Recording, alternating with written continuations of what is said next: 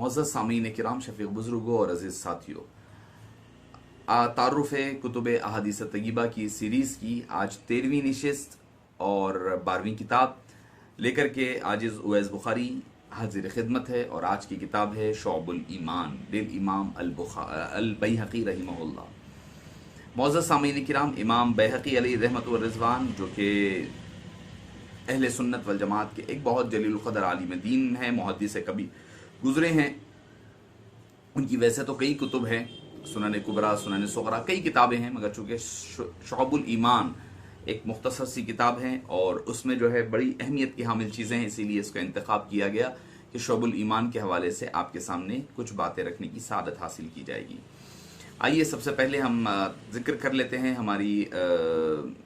मुहद्दिस के अहवाल के हवाले से, उनकी हालात ज़िंदगी पर कुछ गुफ्तगू कर के आगे हम किताब के हवाले से गुफ्तगू करने की सादत हासिल करेंगे। सबसे पहले आते हैं इमाम अबू बकर अहमद बिन अल हुसैन अल बैहक़ी रहिमहुल्लाहु ताला। आपकी विलादत बासादत के बारे में आता है कि आपकी विलादत 994 ईस्वी खुरासान में होती है। खुरासान में आपकी विलादत होती है और हिजरी एतबार से 384 सन हिजरी में इमाम बैहक़ी अलैहि रहमत व रिज़वान की विलादत बासादत होती है। और इमाम बैहक़ी अलैहि रहमा की वफ़ात के बारे में इमाम ज़हाबी फरमाते हैं कि आप निशापुर से निकल करके आप बैहक़ी में लाकर, बैहक़ी मकाम का नाम भी था, तो आपकी वफ़ात 458 सन हिजरी 1066 ईस्वी में आपकी विलादत वफ़ात मुबारका होती है। और सब्ज़वार के नाम से इलाक़ा था जहाँ पर आपकी तदफीन अमल में आई, यानी आपकी विलादत 994 में और ईस्वी हिजरी के एतबार से 384 सन हिजरी में आपकी विलादत होती है। आपका नाम नामी अबू बकर अहमद बिन हुसैन बिन अली बिन अब्दुल्ला बिन मूसा खुसरो जरदी बैहक़ी खुरासानी है। इन्हें इमाम बैहक़ी के नाम से उमूमी तौर पर याद किया जाता है। मुअज़्ज़ज़ सामीन किराम, आप खुसरो जर्द नामी जो बस्ती थी उसमें आप निशापुर का एक इलाका है बैहक़ के नाम से, बैहक़ एक इलाका है निशापुर का, उसी के बस्ती में खुसरो में आपकी विलादत होती है। असातिज़ा किराम इंतहाई शोहरत के हामिल यानी अबुल हसन मोहम्मद बिन हुसैन अन अलवी, इमाम अबू अब्दुल्ला अल हाकिम, अबू इसहाक़ और असफर आइनी, अब्दुल्ला बिन यूसुफ सबहानी, अबू अली अल अर्रूज़ अल बारी, इमाम बज़ार और अबू बकर बिन फ़ोरक वगैरह आपके मशहूर असातिज़ा किराम शामिल है। किसी भी आलिम दीन के मकाम व मर्तबे को जानना है तो ये देखा जाता है वो किन से पढ़े हैं और उनसे कौन पढ़ा है, ये बड़ा अहम होता है। और इमाम बैहक़ी के असातिज़ा की तो जिक्र आपके सामने गोशोगुजार किया हूँ, और आपकी कुतुब आपने जो अपने नई नस्लों तक मुंतकिल किया, इनमें अबू अब्दुल्ला मोहम्मद बिन अल फ़ज़ल अल फ़रादी, अबू अब्दुल्ला मोहम्मद अल अब्दुल जब्बार बिन मोहम्मद अहमद अल बैहक़ी अल ख़वारी और अबू नसर अली बिन मसूद बिन अश्शजाई, अबू अब्दुल्ला बिन अबू मसूद अस्सादी जो इमाम इस्माइल बिन अहमद अल बैहक़ी हैं जो फ़र्जंद हैं, और आपके पोते अबुल हसन उबैदुल्ला बिन मोहम्मद बिन अहमद। ये चंद आपके मशहूर तलामिज़ा में शामिल हैं। इमाम बैहक़ी अलैहि रहमत व रिज़वान की सीरत व ख़साइस के बारे में जो आइम्मे जर्ह व तादील है, सीयर निगार हैं, उन लोगों ने लिखा कि आप इमाम हदीस के हाफिज़, बहुत बड़े फ़क़ीह और उसूली थे, फिर मुतदय्यिन और खुदा से डरने वाले, अपने ज़माने के सबसे बड़े हाफिज़ हदीस, मुआसिरीन में ज़ब्त हदीस व इत्क़ान पर आप अपना कमाल रखते थे। इमाम अबू अब्दुल्ला बिन हाकिम से कसरत से रिवायत करने वाले किबार असहाब में आपका शुमार होता है। फिर इस पर इन्होंने अपनी मेहनत और काविशों से दीगर उलूम को भी हासिल किया और महारत हासिल की, और फिर हमारे नज़दीक एक बहुत बड़ा इल्म हदीस का ज़ख़ीरा पहुँचाया है। इमाम बैहक़ी का तर्ज़ अमल बिल्कुल ही यानी आलिम बामल की तस्वीर हकीकी, ज़ुहद अन दुनिया, इंतहाई क़नाअत पसंद, बड़े मुत्तक़ी, बड़े पारसा शख्स थे। आपके औसाफ की गवाही अहले तारीख़ ने दी है। इब्न असाकिर रकम फरमाते हैं, मुझे शेख अबुल हसन अल फ़ारसी ने इमाम बैहक़ी के बारे में लिखा कि आप सीरत उलमा का अमली नमूना थे, इंतहाई थोड़े वक्त पर थोड़ी चीज़ों पर क़नाअत फरमाते, ज़ुहद व वरा में आपका कमाल नहीं था, आपका जवाब नहीं था, सिक़ा और बात-ए-एतमाद इमाम थे, पूरे खुरासान के बिल इत्तेफ़ाक़ आप शेख माने जाते थे, इमाम बैहक़ी अलैहि रहमा। आइए आपकी चंद कुतुब, आपने कई, जैसे मैंने इब्तिदा में जिक्र किया, आपने कई किताबें लिखी है। سب سے پہلے السنن الکبریٰ جو 10 جلدوں میں آپ نے نقل فرمائی ہے، بہت ہی مشہور کتاب ہے، آپ کہہ لیں کہ علم حدیث پر ایک بہت ہی مشہور کتاب آپ نے تصنیف کی ہے، اور اس کا موضوع آپ نے جو بنایا ہے وضاحت کے ساتھ، آپ خود اس میں سنن پر احادیث جمع کیا، صحابہ کے آثار کو جمع کیا، اور جن کی ضرورت پڑتی خواہ وہ آثار یعنی احادیث وغیرہ موقوف ہو مقطوع ہو، ان تمام چیزوں کا آپ نے تفصیل کے ساتھ ذکر فرما دیا ہے۔ معزز سامعین کرام، السنن الکبریٰ، پھر السنن الصغریٰ، المعارف، الاسماء والصفات، پھر اس کے بعد ایک مشہور معروف کتاب ہے آپ کی جو اکثر ہم جس کی روایات وغیرہ سنا کرتے ہیں، وہ ہے دلائل النبوہ، سیرت پاک پر بہت ہی مستند اور جامع کتاب مانی جاتی ہے۔ معجزات النبی، دلائل النبی، دلائل النبوہ، رسول اکرم صلی اللہ علیہ وسلم کی طہارت، آپ کا میلاد، اسماء و صفات، حیات و ممات، سارے پہلوؤں کا اس میں آپ صلی اللہ علیہ وسلم کی سیرت پاک کا آپ نے احاطہ فرمایا ہے۔ امام بہقی اپنے معاصرین پر اس اعتبار سے بھی اس معاملے میں فوقیت رکھتے ہیں۔ پھر آئیے الآداب، حدیث کے موضوع، حدیث کی کتاب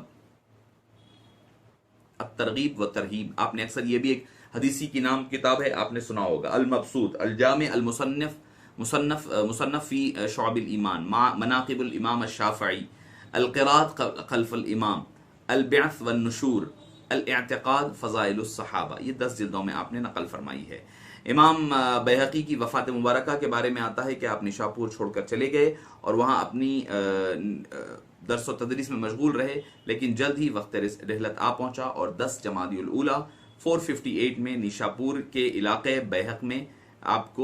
کی تدفین عمل میں آئی۔ معزز سامعین کرام، امام بیہقی علیہ رحمت و رضوان کے حالات زندگی پر چند باتیں آپ کے گوش و گزار کرنے کی یہ سعادت حاصل کی گئی تھی۔ آئیے آپ کی کتاب شعب الایمان کے حوالے سے چند باتیں گوش و گزار کر کے آج اس کو اجازت دیجیے۔ یہ کتاب اسلام کی دراصل، چونکہ اسلام کے بارے میں حبیب پاک صلی اللہ علیہ وسلم نے ایک حدیث پاک میں فرمایا ہے کہ اسلام کی 70 پر کئی شاخیں ہیں، 70 شروطاً فرمایا گیا کہ، اور کئی الفاظ سے شعباً فرمایا گیا کہ اسلام کی 70 پر کئی شاخیں ہیں، یعنی 77 شاخیں ہیں، یعنی اس کی برانچز سے کہا گیا۔ تو امام بیہقی علیہ رحمہ نے، دیکھیے محدثین کا انداز، انتخاب انداز دیکھیے کہ کیا طریقہ کار ہے۔ انہوں نے 77 شاخوں پر مشتمل ایک کتاب کو ترتیب دیا جس کو شعب الایمان یعنی ایمان کی شاخیں ذکر کیا ہے۔ اس میں آپ نے ایمانیات، عبادات، معاملات، اخلاقیات، معاشرتی آداب وغیرہ کے موضوعات کو آپ نے تقسیم فرمایا ہے۔ معزز سامعین کرام، اس میں آپ نے اصلاح معاشرہ کی غرض سے قرآنی آیات، احادیث مبارکہ، ائمہ کے اقوال وغیرہ کی روشنی میں آپ نے اس کو ترتیب دیا ہے۔ امام بیہقی وہ شخصیت ہے جو باطل کے لیے درد سر ہے، اسی قدر دعوت و تصنیف و تالیف کا کام بھی آپ نے بڑی محنتوں سے ذکر فرمایا اور جمع فرمایا ہے۔ معزز سامعین کرام، امام بیہقی علیہ رحمہ کے بارے میں آتا ہے کہ آپ نے کم و بیش 1000 کتابیں مرتب فرمائی ہے، ترتیب فرمائی ہے۔ اب آئیے، اس کتاب کی شہرت دوام حاصل ہے، اس کتاب کو اہل علم نے، اس سے بہت سارے لوگوں نے استفادہ بھی فرمایا ہے اور اس کو اپنی کتب میں ذکر فرمایا، جیسے امام نووی ہے، امام ابن حجر ہے، امام سیوطی نے شرح سنن ابن ماجہ میں 170 مرتبہ اس کتاب کے حوالے ذکر فرمائے ہیں، امام عجلوی نے، شوکانی نے وغیرہ بہت سارے ان حضرات نے اس کو ذکر فرمایا۔ اس کتاب میں احادیث کی تعداد 10,808 ہے، 10,808 کتابیں آپ نے ذکر فرمائی، اور اکثریت اس میں آپ نے صحاح ستہ سے ان احادیث مبارکہ کو ذکر فرمایا ہے۔ معزز سامعین کرام، میں آپ کو دیکھ رہا تھا کہ ذکر کر دوں تاکہ آپ کو بھی پتہ چلے کہ اس حدیث پاک میں امام بیہقی علیہ رحمہ نے جو 77 یعنی 77 وہیا 77 شعبتن کا جو لفظ استعمال ہوا ہے، اس کے حوالے سے آپ کو چند اس میں کی سنانے کی سعادت حاصل کروں گا۔ الایمان، پہلی شاخ، الایمان باللہ، اللہ پر ایمان لانا۔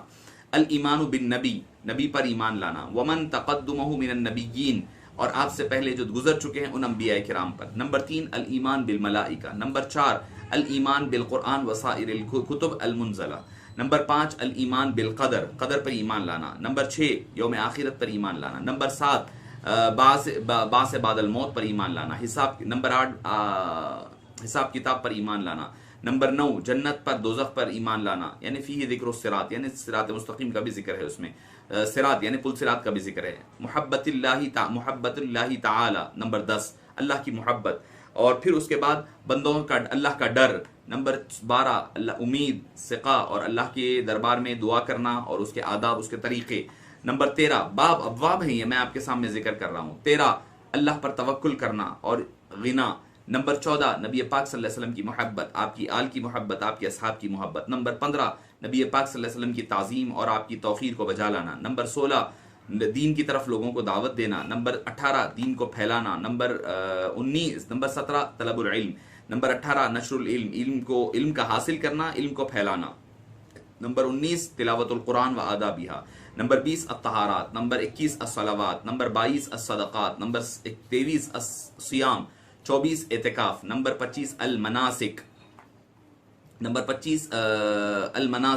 26 الجہاد، نمبر 27 المراقبہ فی سبیل اللہ، یعنی جمع رہنا اللہ کے راستے میں، نمبر 28 الثبات للعدو عند الالتقاء، یعنی جب دشمنوں سے ملاقات ہو، جب سامنا ہو تو ڈٹ کر رہنا، 29 اداء خمس المغنم، نمبر 23 العتق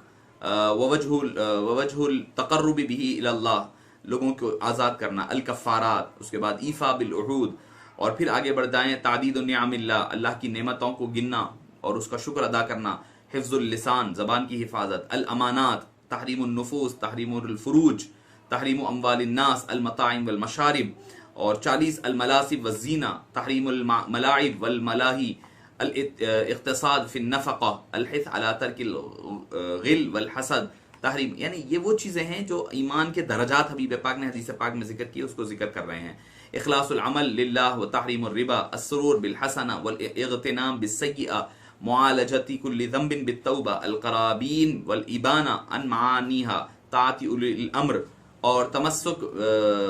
علیہ بالجماعہ، الحکم، اور اس کے بعد امر بالمعروف والنہی عن المنکر، التعاون علی البر ونصرت المظلوم، الحیا، بر الوالدین، صلۃ الارحام، اور میں اگر آپ کو ذکر کرتے پڑھتا جاؤں تو صبر ہے، زہد ہے، تقوی ہے، اعراض عن اللغو، یہ ساری چیزیں آپ نے اپنی اس کتاب میں 77، اور اس کا اختتام ہوتا ہے، آپ نے اپنی اس کتاب کا اختتام فرمایا ہے 77ویں چیپٹر پر، اور اس کا نام آپ نے رکھا ہے کہ ان یجب الرجل لاخیہ المسلم ما یحب لنفسہ ویکرہ لہ ما یکرہ لنفسہ، یعنی آدمی وہ ہے ایمان والا، وہی پسند کرے اپنے بھائی کے لیے جو خود کے لیے پسند کرتا ہے، اور دوسروں کے لیے وہی چیز ناپسند کرے جو اپنے بھائی کے لیے وہ ناپسند کیا کرتا ہے۔ معزز سامعین کرام، یہ تھا شعب الایمان کا ایک مختصر سا خاکہ آپ کے گوش و گزار کیا گیا۔ اب آئیے کہ حدیث پاک پر اپنی گفتگو کو ختم کر دوں۔ الجامع لشعب الایمان کے حوالے سے جلد 7 میں، میرے نزدیک جو جلد ہے اس کی 7ویں جلد میں یہ حدیث پاک نقل ہے، اور حدیث کا نمبر ہے 3859۔ ٹھیک ہے، حدیث پاک کیا ہے؟ راوی ہیں اس کے حضرت حدثنا ابی ہریرہ رضی اللہ عنہ، ڈائریکٹ میں حدیث کی طرف آتا ہوں۔ حدیث پاک ہے، ابو ہریرہ رضی اللہ عنہ وارضاہ سے مروی ہے، قال قال رسول اللہ صلی اللہ علیہ وسلم ما من مسلم ما من عبد يسلم على عند قبری الا وکل اللہ بها ملکا یبلغنی وکفى امر آخرته ودنیاه وکنت له شہیدا وشفیعا یوم القیامہ۔ یہ حدیث پاک او کما قال علیہ الصلوۃ والسلام، یہ حدیث پاک ہے، اس کی سند بھی جو ہے صحیح سند ذکر کی گئی، اسنادہ حسن کہا گیا، بعض نے اس کو ضعف کہا مگر اکثریت نے اس کو صحیح حسن قرار دیا ہے۔ حدیث پاک کیا ہے؟ آقا نامدار صلی اللہ علیہ وسلم فرماتے ہیں، جو کوئی بندہ میرے پاس آ کر کے درود و سلام پیش کرتا ہے تو ہوتا یہ ہے کہ اللہ تعالیٰ ایک فرشتے کو مقرر فرماتا ہے کہ وہ مجھ پر درود و سلام لا کر کے پہنچاتا ہے، جو اس کی دنیا اور آخرت کے لیے کافی ہے۔ وَكُنْتُ لَهُ شَهِيدًا، اور میں اس بات کا گواہ بھی ہوں۔ وَشَفِيعًا يَوْمَ الْقِيَامَةِ، یعنی جو آ رہے ہیں، آ کر کے درود و سلام پیش کر رہے ہیں، یہ ساری چیزوں کو میں اپنی نظروں سے مشاہدہ بھی فرما رہا ہوں، اور کل قیامت کے دن اس بندے کے لیے شہادت کرنے کے لیے کافی ہوگا۔ اس کے ساتھ ہی ایک اور حدیث پاک بھی آپ نے ذکر فرمائی، من زارنی بالمدینۃ محتسبا کنت له شہیدا وشفیعا یوم القیامہ، جو کوئی میری قبر کی زیارت کے لیے مدینے میں میری زیارت کے لیے آئے، میری زیارت کے قصد اور ارادے کے ساتھ آئے، فرمایا میں اس کے لیے گواہ بھی ہوں اور قیامت کے دن اس کا شفیع بھی بن جاؤں گا۔ معزز سامعین کرام، آج اس کو اجازت دیجیے، انشاءاللہ العزیز پھر کل ملاقات ہوگی دوسری کتاب یعنی کنز العمال کے حوالے سے۔ حدیث کی جو دوسری کتب ہے اس کے مطالعے اور تعارف کے حوالے سے پیش خدمت ہوگا حاضر. جب تک کے لیے اجازت دیجیے. السلام علیکم ورحمۃ اللہ وبرکاتہ.